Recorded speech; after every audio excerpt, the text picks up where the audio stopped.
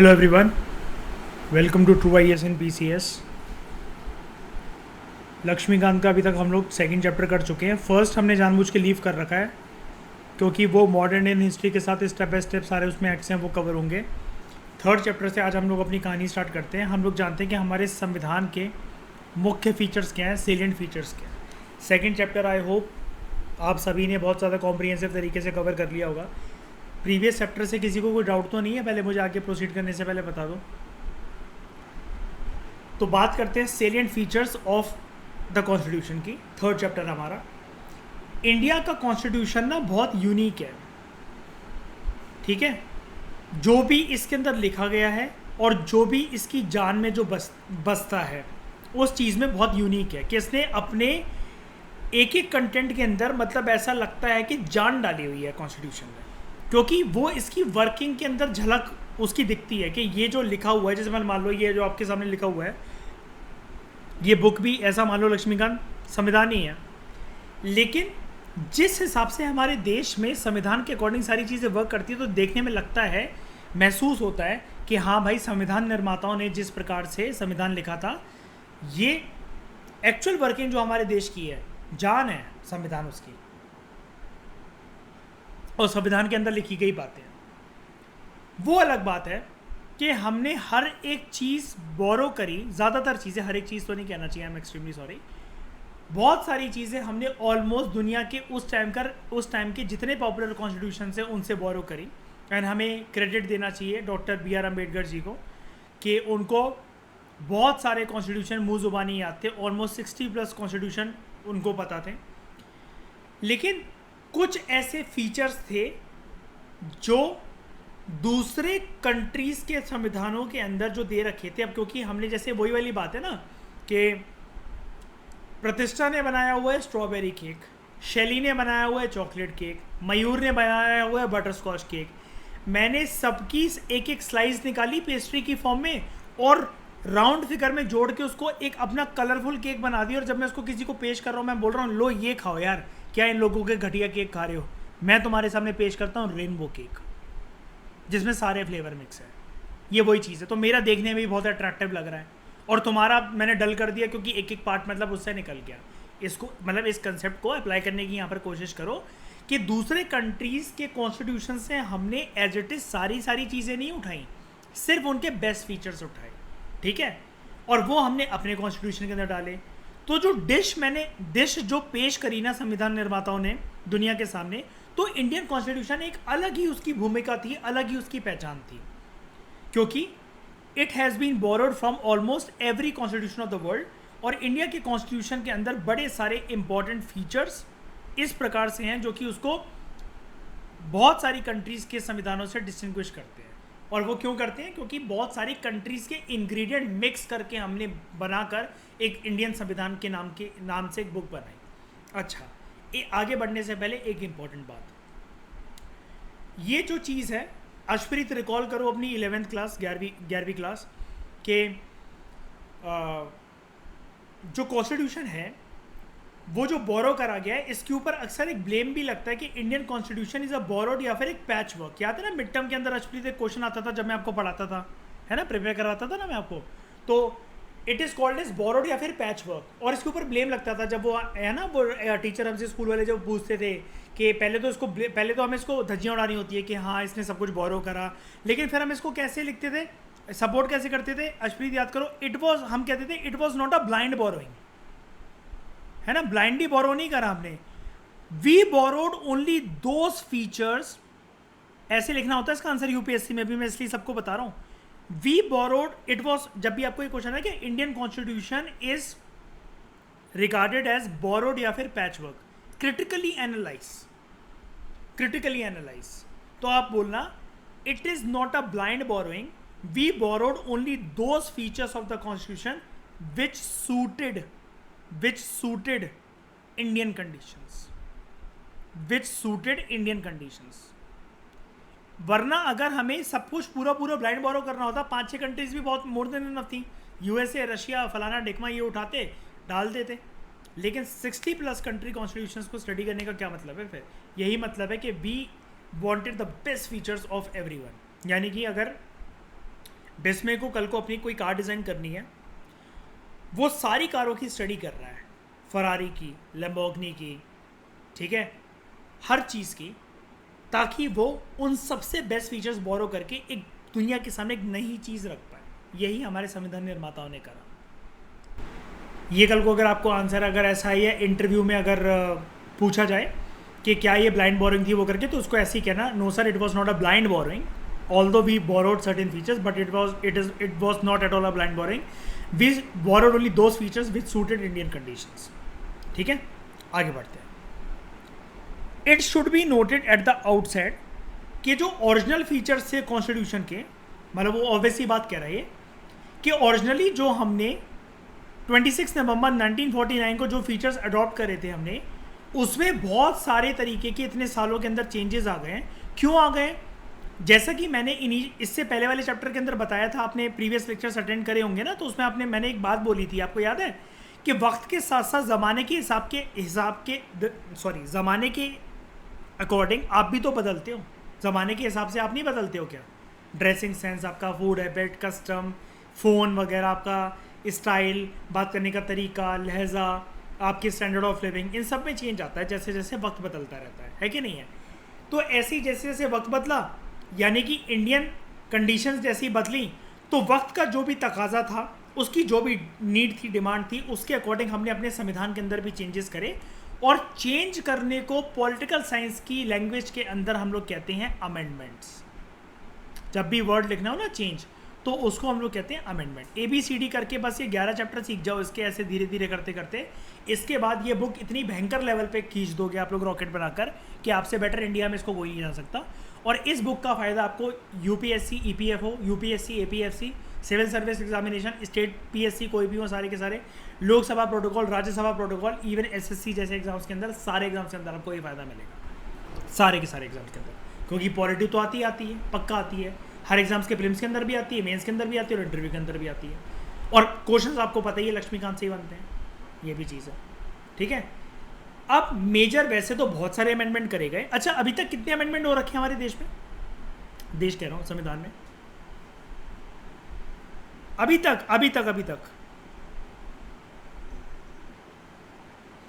अश्विनी 40 कैसे हो सकते हैं? 101 तो यहीं लिख रखा है, ठीक है। 106, 105, ये वाली बात आप मुझे कल बताओगे कितने अमेंडमेंट हो चुके हैं, लेटेस्ट अमेंडमेंट कौन सा है, ठीक है, ठीक है। ये आपके लिए होमवर्क है, आप मुझे बताओगे कल और कॉम्प्रिहेंसिव तरीके से बताओगे। आगे बात करते हैं। तो वैसे तो बहुत सारे अमेंडमेंट है, लेकिन कुछ मेजर अमेंडमेंट जो करे गए वो थे 7th अमेंडमेंट, 42nd अमेंडमेंट। अच्छा, 42nd अमेंडमेंट का दूसरा नाम क्या है? Mini constitution. 44th अमेंडमेंट, ये किस लिए आया था? ये क्यों आया था? Very good. 42 के अंदर जो बर्बादी करी थी ना श्रीमती इंदिरा गांधी ने, उसको ठीक करने के लिए। अच्छा, यहाँ पर 42nd अमेंडमेंट एक्ट के साथ इंदिरा गांधी गवर्नमेंट की सरकार एसोसिएटेड थी, तो 44th के साथ किसकी सरकार? मैं ये क्यों पूछ रहा हूँ? हम लक्ष्मीकांत को चीर फाड़ के रख देंगे पूरा का पूरा, क्योंकि हम लोग PSIR के लेवल से प्रिपेयर कर रहे हैं इसे। हमारे लिए तो बच्चों वाली किताब हो जाएगी ये, 6th क्लास की NCERT। इसलिए मैं आपको इस लेवल तक लेकर जा रहा हूँ। मैं आप कहोगे एक ही पैराग्राफ या 10-10 मिनट तक खींच रहे हो, मुझे कुछ फ़र्क नहीं पड़ता। मतलब यूट्यूब वाले कुछ भी सोचे, मुझे कुछ फ़र्क नहीं पड़ता। हम तो अपना फ़ायदा देखने बैठे ना। हाँ बताओ, 44 किसकी सरकार थी यशप्रीत? अरे यार, वेरी गुड। मोरारजी देसाई की। JP को कैसे भूल गया यशप्रीत? जयप्रकाश नारायण, है ना। 73rd अमेंडमेंट एक्ट कौन सा? रूरल लोकल पंचायत या फिर अर्बन लोकल पंचायत? ठीक है। और 74th ये साथ में ही आए थे। 97th क्या है? कौन सी सोसाइटीज? Cooperative societies. लेकिन इससे काम नहीं चलेगा। जैसा कि मैंने EVS में तुम्हें बताया था ना कि जब भी किसी स्पीशीज का नाम आया करे तो गूगल क्रोम करके देखा करो। लक्ष्मीकांत के अंदर जितने बार अमेंडमेंट का, आर्टिकल की बात नहीं कर रहा हूं मैं, आर्टिकल की तरफ मुड़ मुड़ के पीछे मत देखा करो। अमेंडमेंट का जितने बार जिक्र हो तो एंड में जाके जो उसके अमेंडमेंट का टेबल गिवन है उसको आपको बार बार देखना है। अच्छा, अब हम लोग एक एक अमेंडमेंट की तरफ जो एटलीस्ट यहाँ पर दे रखी हैं तो हम लोग उसको साथ में कवर करते हुए चलते हैं। सबसे पहले देखते हैं 7th अमेंडमेंट एक्ट को, ठीक है। क्या था वो? 1372 स्लाइड नंबर है ना। 7th अमेंडमेंट एक्ट को क्या है? 7th amendment act 6th 7th, ठीक है। ध्यान से समझने की कोशिश करो। ऐसे करते करते धीरे धीरे आपकी अमेंडमेंट एक्ट्स भी कवर हो जाती हैं इसे, ठीक है, और आपका फायदा हो जाता है। 7th अमेंडमेंट एक्ट आती है 1956 में। 1956 में क्या हुआ था? देखो, जब हमारा देश आज़ाद हो गया तो एकदम से तो नहीं होता ना कि भाई आज ही आज़ाद हुआ कल ही सब कुछ हो जाएगा, जुडिशरी भी बन जाएगा, सुप्रीम कोर्ट भी बन जाएगा, पार्लियामेंट भी बन जाएगा, चुनाव भी हो जाएंगे, सिविल सर्विस भी हो जाएगा, सब कुछ हो जाएगा। ऐसा तो नहीं होता ना, धीरे धीरे करके व्यवस्था बनती है किसी भी आज़ाद हुए देश की। तो जब हमारा देश आज़ाद हुआ ना तो उस टाइम पर ना नए नए राज्यों की मांग चल रही थी। जो ऑलरेडी राज्य थे उनको वो तितर बितर हो रखे थे, हमें उनको जोड़कर एक प्रॉपर तरीके से ऑर्गेनाइज करना था। उसमें से कुछ प्रिंसली स्टेट्स थे। तो क्या होता है, शुरू में जब 1956 का ये 7वां अमेंडमेंट एक्ट नहीं आता, इसको आई थिंक हिंदी में संशोधन बोलते हैं ना, 7वां संशोधन जब नहीं आता है, उससे पहले हमारे देश में जितनी भी राज्य हुआ करते थे ना उसको हम लोग 4 पार्ट्स में डिवाइड करते थे। ये हिस्ट्री शायद से आपने, अगर जिसने मॉडर्न हिस्ट्री नहीं पढ़ी शायद से उसने सुना ना हो, लेकिन मैं आपको बता रहा हूँ, हमारे देश में राज्यों की जो क्लासिफिकेशन थी वो ऐसी थी कि 4 पार्ट्स में हम लोग राज्य वो करते थे, और ये सब कुछ अंग्रेज़ों का करा धराया था। तो एक हम लोग बोलते थे पार्ट ए, फिर बोलते थे पार्ट बी की स्टेट्स हैं, पार्ट सी की स्टेट्स और पार्ट डी की स्टेट्स। इस क्राइटेरिया को हमने कर दिया एबॉलिश। कैसे कर दिया? इस 7th अमेंडमेंट एक्ट के थ्रू हमने कर दिया। जैसा कि आप लोग सब समझ पा रहे हो ना मैं क्या बोल रहा हूँ। आज के टाइम में जैसे हम लोग नॉर्मली बोलते थे हरियाणा, दिल्ली, राजस्थान, छत्तीसगढ़, मध्य प्रदेश, जम्मू एंड कश्मीर, लद्दाख, नागालैंड, असम, मणिपुर, केरला, कर्नाटका, गुजरात, ये सब कुछ हम बोल देते हैं। उस टाइम पर हम ऐसे बोलते थे पार्ट ए के अंदर कुछ स्टेट्स हैं, पार्ट बी के अंदर कुछ हैं, पार्ट सी के अंदर कुछ है, पार्ट डी के अंदर कुछ है। इसको फर्दर डिकोड करेंगे जब हम लोग MIH यानी कि मॉडर्न इंडियन हिस्ट्री पढ़ेंगे। अभी के लिए अपने दिमाग को शांत करके सिर्फ इस पर फोकस करो। ये जो 4 कैटेगरीज थी ना स्टेट्स को क्लासीफाई करने की, इस चीज़ को हमने कर दिया एबॉलिश, यानी कि ख़त्म कर दिया। और फिर जो 4 पार्ट्स को अगर मैं जैसे निकालूँ, part A, B, C, D, इसको मैंने अनलॉक करा, तो जितनी भी XYZ नंबर की जो स्टेट्स आई मैंने उनको रीऑर्गेनाइज करा 14 स्टेट्स और 6 यूनियन टेरिटरीज में।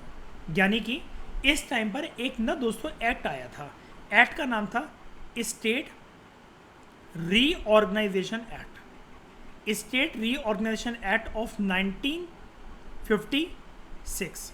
इस एक्ट के अकॉर्डिंग सारे बाउंड्रीज जो हमारे देश की थी, जो तितर बितर हो रखी थी, उसको हमने ऑर्गेनाइज करा, रीऑर्गेनाइज करा, कहने का मतलब रीऑर्गेनाइज करा फिर से उसको एक व्यवस्था बनाकर।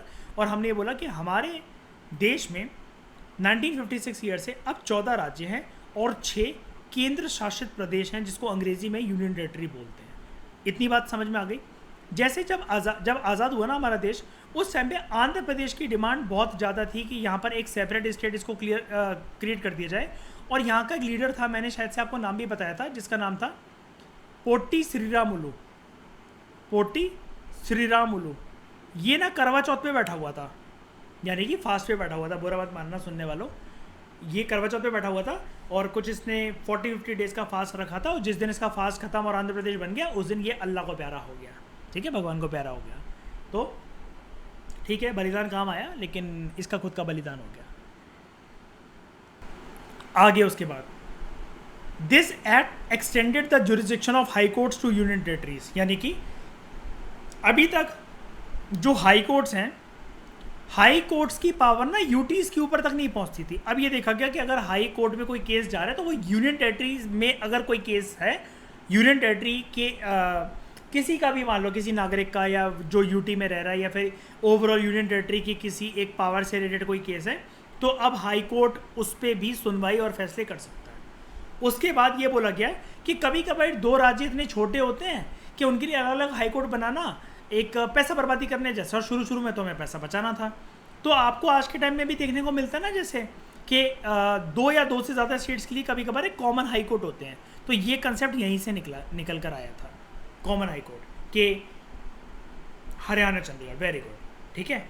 It provided for the appointment of additional और एक्टिंग जजेस ऑफ द हाई कोर्ट। यानी ये क्यों, ये करंट अफेयर में भी और न्यूज़पेपर में भी अक्सर आता रहता है मुद्दा कि एडिशनल और एक्टिंग जजेस की अपॉइंटमेंट प्रोवाइड करी जा सकती है। इस एक्ट में ये बोला गया क्यों, बस कुछ भी नहीं, जुडिशियल सपोर्ट प्रोवाइड करवाने के लिए कि जुडिशरी आप जानते हो ऑफिसर्स कम रहते हैं, जजेस कम रहते हैं, जल्दी जल्दी सुनवाई हो सके, तो it provided for the appointment of additional और एक्टिंग जजेस ऑफ द हाई कोर्ट। लेकिन बात याद रखना दोस्तों, बात यहाँ पर इस एक्ट के अंदर सिर्फ हाई कोर्ट की करी गई है, सुप्रीम कोर्ट की नहीं करी गई कुछ भी, ठीक है। ये छोटा सा मतलब एक बात बता रहा हूँ, कल कोई स्टेटमेंट चेंज होगा ना वो बोल सकता है। यूपीएससी की आदत है ना, आप जानते हो कि high court and supreme court या सुप्रीम कोर्ट, अब आप एकदम से ना एक्साइटेड हो जाओ कि आप देखो ही ना कि लिखा क्या हुआ है, तो गलती हो सकती है। इसलिए ये मेरी जिम्मेदारी है आपको बताना, इस एक्ट में सिर्फ और सिर्फ हाई कोर्ट के ऊपर बात करी गई थी, ठीक है।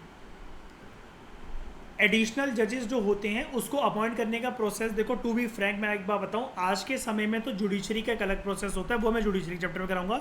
उस जमाने में किसने करा था, I am not familiar with it. मतलब वहाँ पर क्या होता था, देखो एक इसकी एक चीज़ बात है, पता क्या, वो है इसकी बात है यार, बहुत सारे प्रोसेस ना कॉन्स्टिट्यूशन में रनिंग में डाल रहे थे, हम लोग चेंज कर रहे थे, तो एक ना यार कुछ फिक्स प्रोसेस नहीं था। अब जैसे आप उसी को देख लो ना, अब मैंने जो इससे प्रीवियस चैप्टर में जब मैंने आपको बताया, आपने रिकॉर्डिंग देखी होगी उसकी, कि प्रोविजनल लेजिस्लेटिव असेंबली है ना, और फिर वो कॉन्स्टिट्यूंट असेंबली में जा रहे हैं। अब यार ये कोई फंडा थोड़ी ना कि तुम एजुकेशन, प्रॉपर्टी और टैक्स का एक मुद्दा रख करके यही चुनाव में खड़े हो सकते हैं, ये ऐसे लोग वोट कर सकते हैं। तो जब कोई प्रोसीजर नहीं होता तो कुछ ऐसे ही प्रोसीजर बन जाता है, हमें क्या करना, प्रोसीजर को जान के छोड़ो।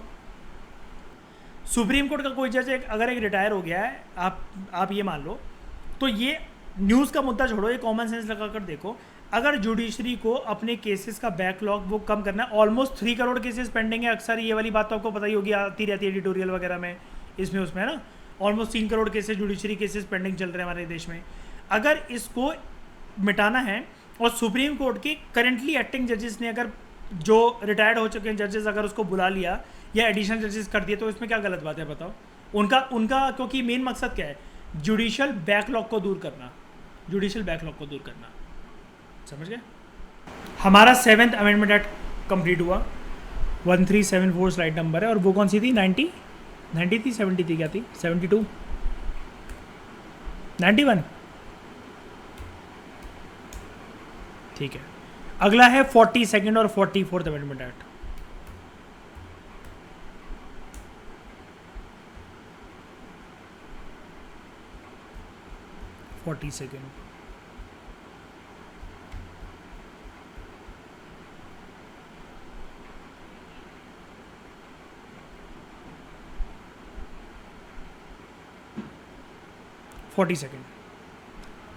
ध्यान से सुनना, 42nd अमेंडमेंट एक्ट 1976 में आता है। इसको अभी तक का it is regarded as most comprehensive amendment जो अभी तक करी गई हो संविधान में, वो माना जाता है। And this is regarded as mini constitution. और यहीं तक बात खत्म नहीं होती है, सबसे ज़्यादा कॉम्प्रिहेंसिव अमेंडमेंट नंबर 1 फैक्ट, दूसरा मिनी कॉन्स्टिट्यूशन को जानते हैं। अब क्योंकि ये वाला फैक्ट बहुत रिडंडेंट हो चुका है, बेकार हो चुका है, तो कोई एग्ज़ाम पूछता नहीं है, लेकिन फिर भी एसएससी जैसे एग्जाम्स के लिए अगर आप लोग कोई सुन रहे हो तो याद रख सकता है। तीसरा, इसी की वजह से it gave effect to the recommendations of Swaran Singh committee. आप मुझे अगली क्लास में ये बताओगे ये स्वरण सिंह कमेटी किस लिए बनी थी। 42nd अमेंडमेंट एक्ट ने स्वरण सिंह कमेटी की बातों को, इसका मतलब रिकमेंडेशन को पुश करा, उसको इफेक्ट में लाया, लेकिन स्वरण सिंह कमेटी, मेरा सवाल ये कि किस पर्पज़ के लिए बनी थी हमारे देश में, ठीक है। अब ये अगर मिनी कॉन्स्टिट्यूशन है तो भैया चलो आज छोटा कॉन्स्टिट्यूशन डिस्कस कर लेते हैं, क्या कितने पॉइंट्स इसके अंदर क्या हैं, ध्यान से समझने की कोशिश करना। अब जो भी अमेंडमेंट होती चली जाएंगी तो आप लोग मुझे बताते चलना कि इसको हम लोग ऑलरेडी इस लेक्चर में डिस्कस कर चुके हैं, तो आप लोग वहाँ से रिवाइज कर लिया करना। एक बार जब पहली बार कोई भी चीज़ करवाऊंगा पीछे से अमेंडमेंट, क्योंकि मैंने क्या बोला, जैसे ईवीएस में स्पीशीज़ बार बार देखनी पड़ती है, ये आपकी रिस्पॉन्सिबिलिटी है कि एक बार मेरी जैसे आज के बाद समझाने के बाद लक्ष्मीकांत में अगर 1.5 लाख बार नाम आएगा, 1.5 लाख बार अगर नाम आता है 42nd अमेंडमेंट एक्ट का, तो आप 1.5 लाख बार पीछे से जाकर बार बार पढ़ोगे 42nd अमेंडमेंट एक्ट को। ऐसे कवर करा जाता है लक्ष्मीकांत की बुक को। लोग हवाबाजी करते हैं, मैंने 11 दिन के अंदर लक्ष्मीकांत कवर कर ली, ठीक है भाई आ जाओ मेरे को टेस्ट दे जाओ, मैं पूछ लेता हूँ कितना आता है। नंबर 1 पॉइंट, यहाँ पर 3 नए वर्ड्स ऐड करे गए, सोशलिस्ट, सेकुलर और इंटेग्रिटी प्रीएम्बल के अंदर। अगला चैप्टर हमारा प्रीएम्बल, ये चैप्टर 4, हम जानेंगे इन तीनों वर्ड्स का मतलब, don't worry. Fundamental duties add करी गई, जिसके लिए एक नया पार्ट ऐड करा गया, पार्ट 4A। प्रेसिडेंट के ऊपर ये बंदिशें लगा दी गई कि आपको कोई भी काम करना है सांस लेने के अलावा और सूसू करने के अलावा, you are bounded by the advice of the cabinet.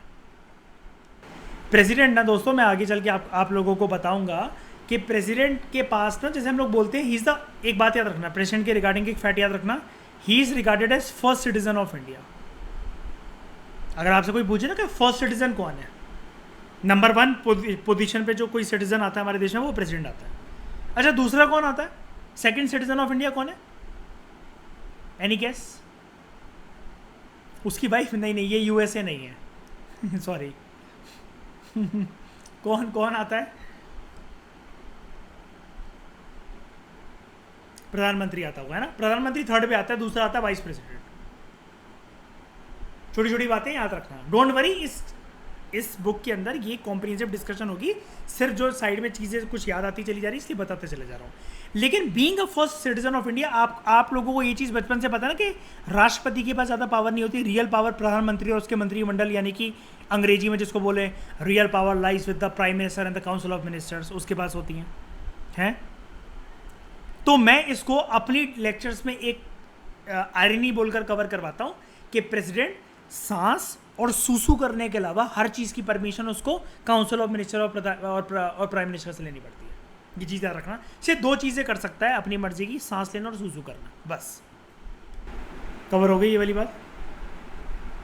अगला point, it provided for administrative tribunals and tribunals for other matters. Administrative tribunal, tribunals for other matter मतलब कैसे यार?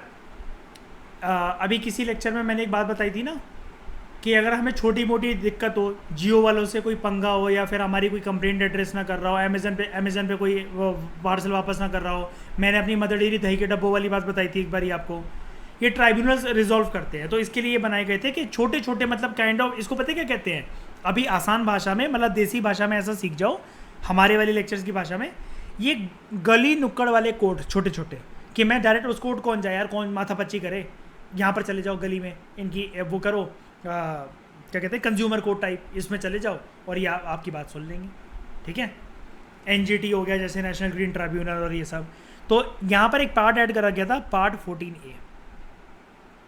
और ये एक बात बताऊँ, जो चीज़ कॉन्स्टिट्यूशन से ऐड होती है ना, अमेंडमेंट से, वो मजाकिया चीज़ नहीं होती है, वो बैंड बजाने की दम रखती है सबकी, वो साइलेंट बैठी रहती है, लेकिन वो शेर होती है, छेड़ोगे तो मरोगे। ट्राइब्यूनल्स का मजाक मतलब, ट्राइब्यूनल्स मतलब ऐसे नहीं होते, मतलब मैंने बोल दिया कि गली के कोर्ट और वो करके।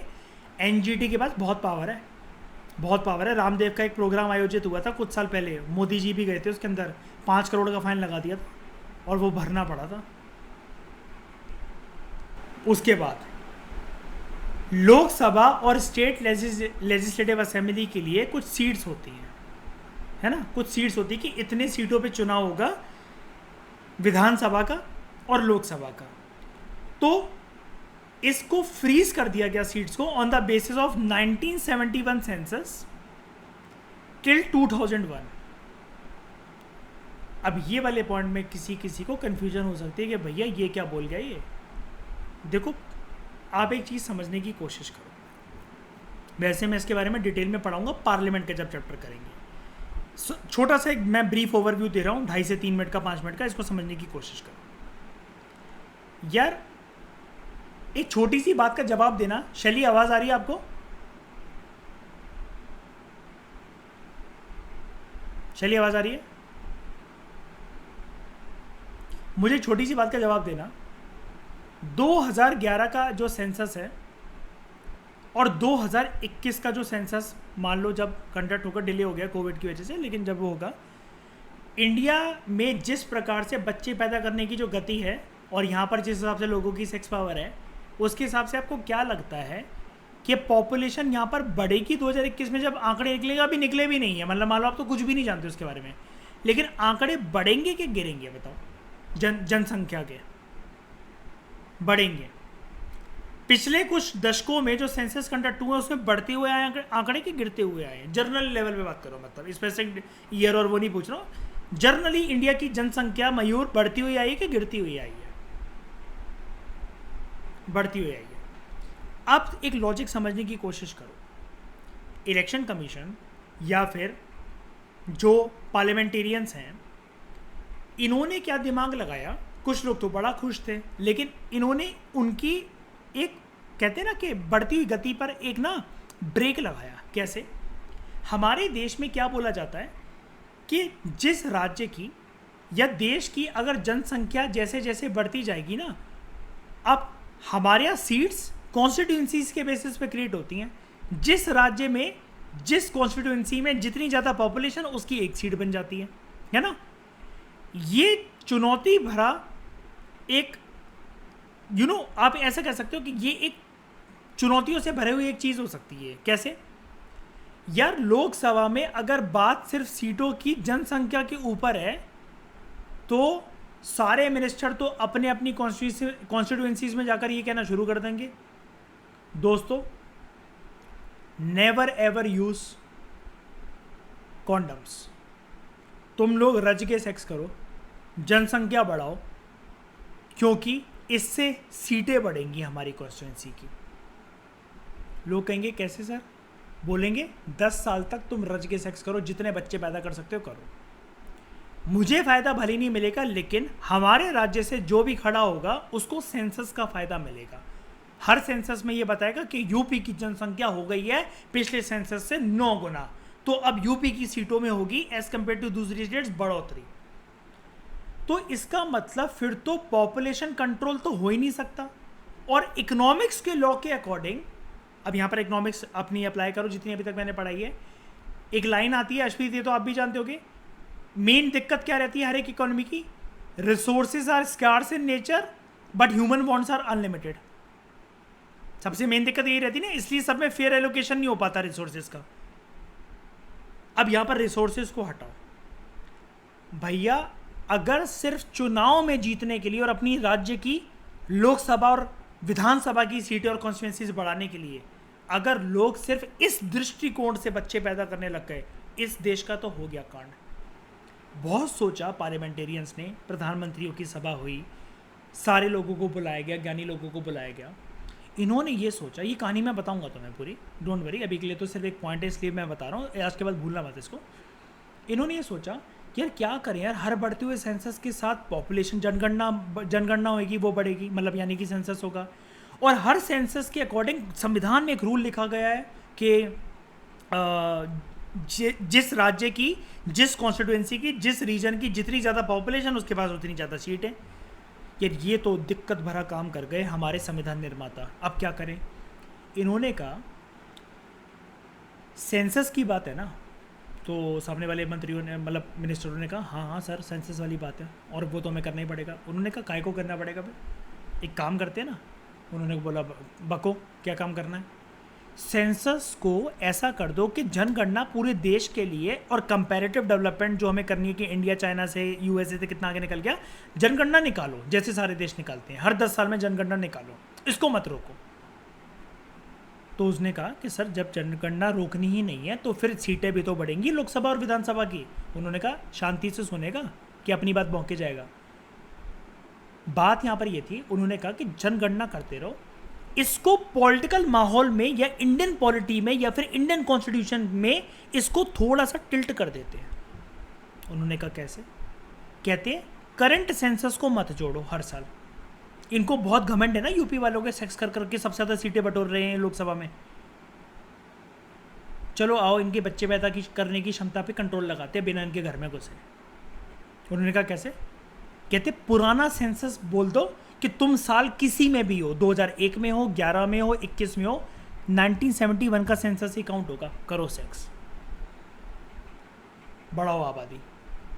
कोई फ़ायदा ही नहीं है, कोई फ़ायदा ही नहीं मिलेगा क्योंकि पुराना सेंसस काउंट हो रहा है। और इस सेंसस पे एक एग्जांपल दे रहा हूँ कि 1971 के सेंसस में अगर आबादी 5 करोड़ थी और 2021 के सेंसस में अगर आबादी 50 करोड़ भी हो गई, कोई फ़ायदा नहीं है ना, कोई फ़ायदा ही नहीं है क्योंकि काउंट तो 5 करोड़ वाली हो रही, सीटें तो 5 करोड़ के हिसाब से ही रहेंगी यूपी या पूरे देश के अंदर।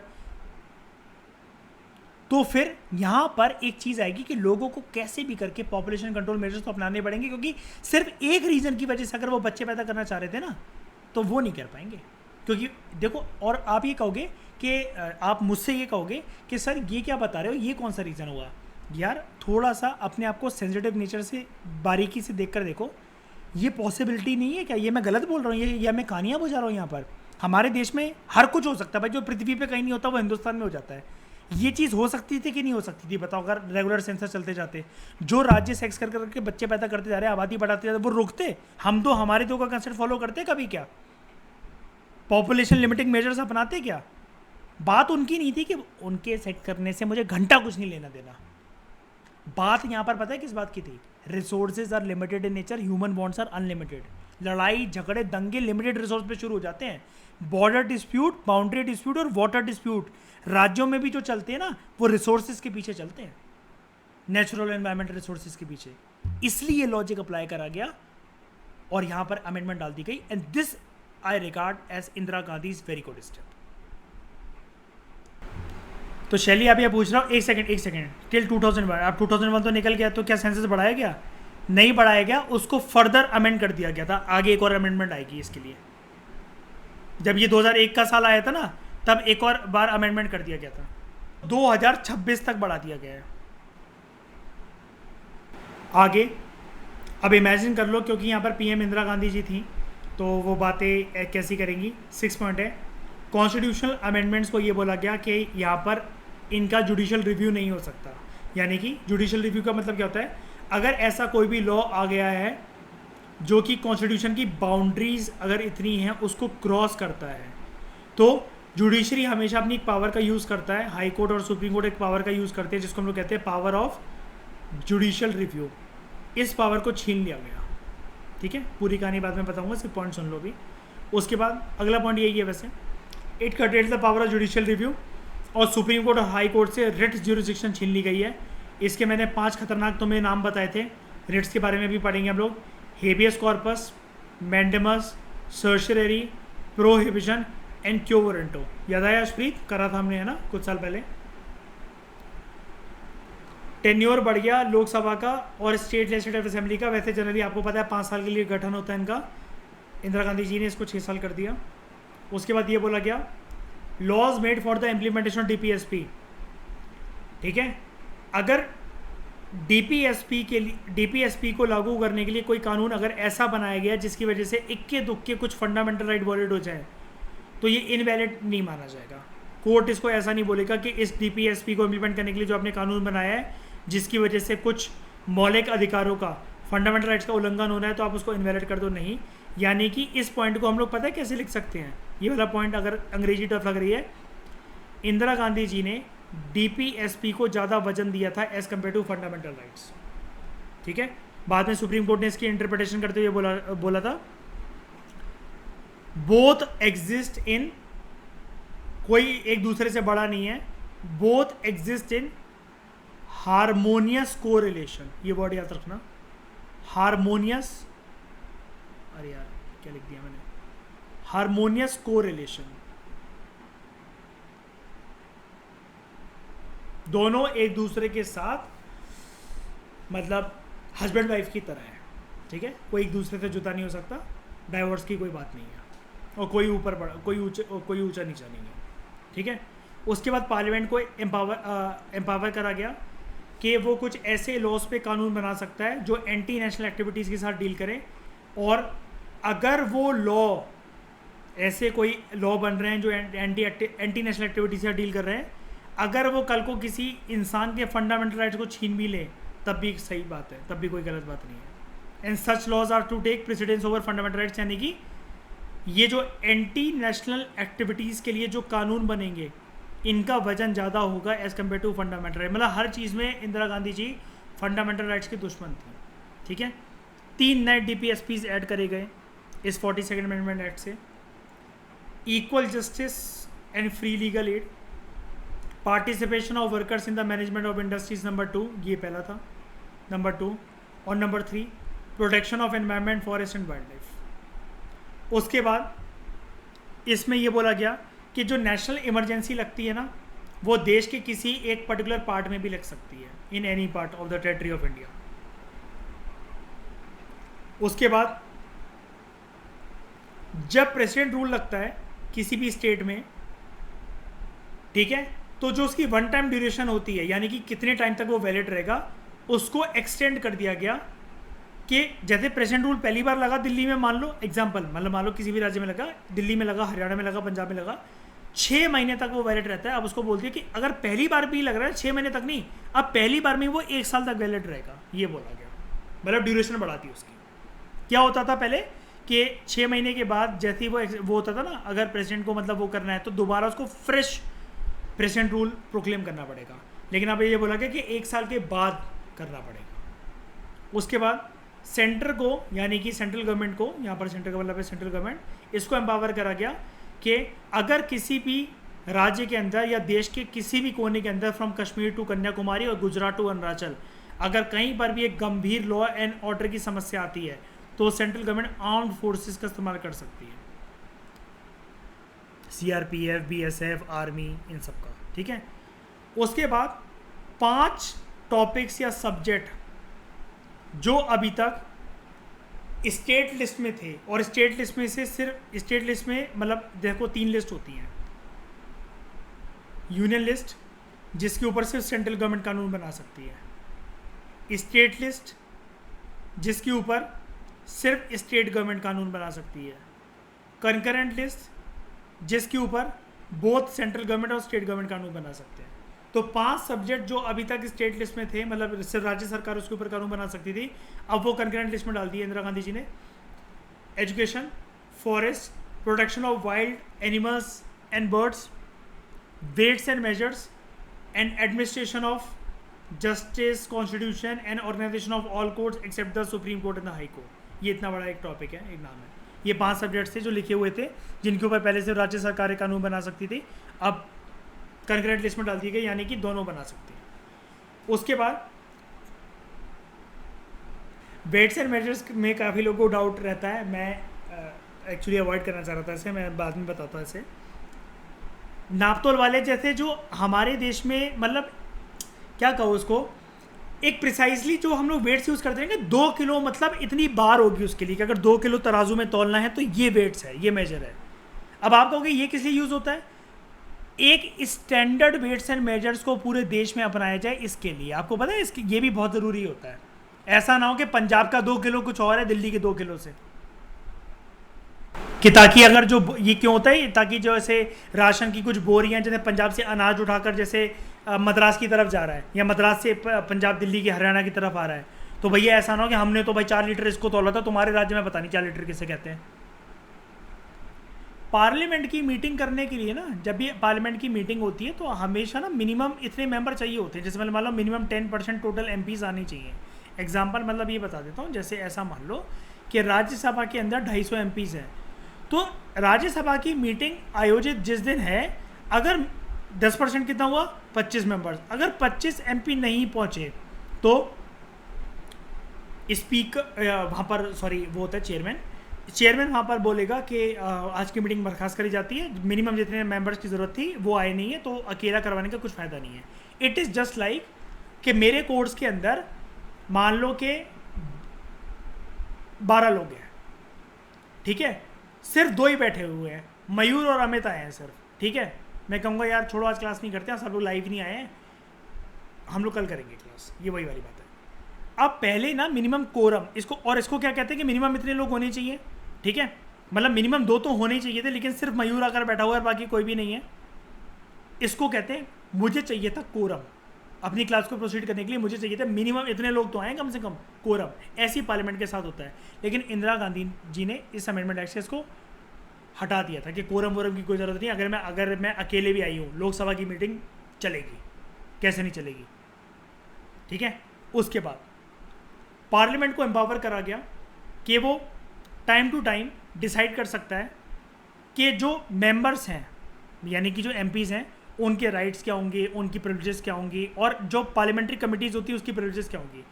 प्रिविलेजेस कुछ भी हो सकती है, मतलब उनके राइट्स ऑब्लिगेशंस और लिमिटेशन, मतलब क्या है, ये पार्लियामेंट को बोला गया कि तुम डिसाइड करोगे सैलरी कितनी, गाड़ी मिलेगी कि नहीं मिलेगी, महीने का हफ्ते का, महीने का पेट्रोल का खर्चा कितना, फ्री इलेक्ट्रिसिटी, उनके बंगलों का पानी का बिल, ऐसी चीज़ें, ठीक है। उसके बाद ये बोला क्या कि जैसे ये ऑल इंडिया सिविल सर्विस और ये सब होती ना, तो ऐसी एक ऑल इंडिया जुडिशल सर्विस होनी चाहिए, बननी चाहिए। और लास्ट है, लास्ट प्लीज़ ध्यान से सुनना, इसको बहुत कम लोग एक्सप्लेन कर पाते हैं, मुझे कम से कम 3 दिन स्टडी करना पड़ा था इसके ऊपर, इस लाइन को डीकोड करने के लिए और किसी को समझाने के लिए। क्या होता था, आप कल को एक आईएएस हो, एक सिविल सर्वेंट हो, सिविल सर्वेंट वैसे कुछ भी हो सकता है, चपरासी को भी सिविल सर्वेंट बोलते हैं हम लोग, लेकिन आप मान लो हमारे केस के अंदर आप एक आईएएस हो, ठीक है। आपके खिलाफ कुछ एक डिसिप्लिनरी एक्शन ले रही है सरकार, आपने कुछ ऐसी हरकतें कर दी है जिसकी वजह से सरकार आपके खिलाफ एक डिसिप्लिनरी एक्शन ले रही है, सरकार ने आपके खिलाफ एक कमेटी बनाई, ठीक है। अब मुझे एक बात बताओ, जब वो कमेटी आपको बुलाएगी कि आप ये बताओ अनुज जी, आपने ये जो इनकाउंटर करे हैं ये जेन्युइन तो नहीं लग रहे हैं, आपके ऊपर आरोप है कि आपने फेक इनकाउंटर कर डाले 50 लोगों के, आप क्या कहना चाहोगे? आपके ऊपर इल्ज़ाम ये लगा रहे हैं देश भर की मीडिया और एनजीओज वाले कि आपने ग्रॉस ह्यूमन राइट्स वायलेशन करा है। मुझे एक बात बताओ, अनुज इस केस में अपनी सफाई देगा कमेटी के सामने कि नहीं देगा? बताओ, देगा ना?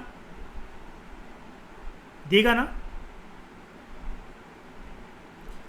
इसका मतलब जब वो कमेटी बैठी तो वो क्या है, फर्स्ट स्टेज ऑफ इंक्वायरी। अनुज जब अपनी सफाई दे रहा है बार बार कमेटी को जाकर, वो सेकंड स्टेज ऑफ इंक्वायरी। इस अमेंडमेंट एक्ट ने ये प्रोसीजर छोटा कर दिया, सिविल सर्वेंट्स का राइट छीन लिया गया कि तुम सेकंड स्टेज ऑफ इंक्वायरी में अपने आप को प्रेजेंट नहीं कर सकते, यानी कि अनुज के ऊपर पहले चार्जेस फ्रेम होंगे उस कमेटी के द्वारा, फिर अनुज से पूछा जाएगा अब बताओ क्या कहना चाहते हो, तुम्हारे ऊपर ये इल्ज़ाम लगाए हैं हम लोगों ने। ऐसा कभी होता है क्या? बताओ मुझे ज़रा। इल्ज़ाम तो तब बनेंगे ना, तुमसे तुम्हारी बात भी जो पूछे, यार एक बार बताओ, जैसे मैं बोल रहा हूँ कि आपने मर्डर करे, अब आप ये कह रहे हो कि मैं उस दिन वो था ही नहीं उस शहर के अंदर, आपके पास प्रूफ रखे हुए हैं, लेकिन मैं ये बोल रहा हूँ कि तुमने मर्डर करे, चार्जेस फ्रेम कर दिए, सब कुछ कर दिया, अगले दिन तुम जेल जाने के लिए बैठे हुए हो, और फिर मैं तुमसे पूछ रहा हूँ अब तुम्हें कुछ कहना अपनी सफाई में, है ना? इसको शॉर्ट कर दिया कि पहले हम मतलब सिविल सर्वेंट का राइट छीन लिया कि देखो, it shorten the procedure for disciplinary action by taking away the right of civil servant to make representation at the second stage after the inquiry, that is on the penalty propose. जब penalty लग चुकी है तुम्हारे ऊपर, charges लग गए हैं, तब आपके ऊपर वो होता है। और ये चीज़ देखो क्या है कि आज के टाइम में जो आईएएस इतना पावरफुल वगैरह नहीं होते ना, ये सब कुछ इंदिरा गांधी जी का कराया धरा है, नेता कांपते थे। पेनल्टी डिसाइड, हाँ पेनल्टी, अब पता है ये मतलब ये चीज़ ना इस कदर तक इसकी इंटरप्रिटेशन जा सकती है, पता है क्या, कि किसी एक सिविल सर्वेंट को जेल भेज दिया गया है, फिर वहाँ पर जब उसका वकील कोर्ट जा रहा है तब वो मतलब उसके बोल रहा है कि सर जी इन्होंने ऐसा कर ही नहीं था, ये तो उस रात वहाँ था ही नहीं उस शहर के अंदर। फिर जज ने बोला अच्छा ठीक है, आप बाइज्जत बरी करे जाते हैं, अब आपको जेल नहीं है।